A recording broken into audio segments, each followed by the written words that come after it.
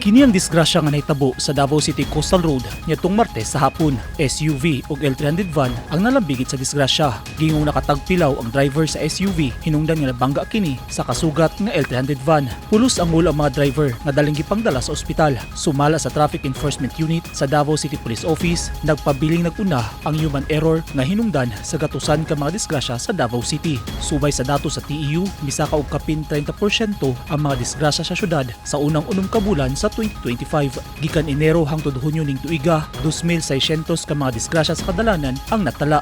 Mas taas kung ikumpara sa dulan 2,000 ka mga kaso sa disgrasya sa susamang period nitong milabay tuig. Sa kapin 2,000 ka mga kaso sa disgrasya karong tuiga, 96% niini ang human error, 2% ang vehicular defect ug 2% sab ang road defect. Sumala sa TEU, sagad sa human error, nagagamit og cellphone, samtang nagdrive. Ang nahitabong mga disgrasya sa syudad miresulta sa 83% nga damage to property, 14% sa minor physical injury, 2% sa serious physical injury ug 1% ang homicide.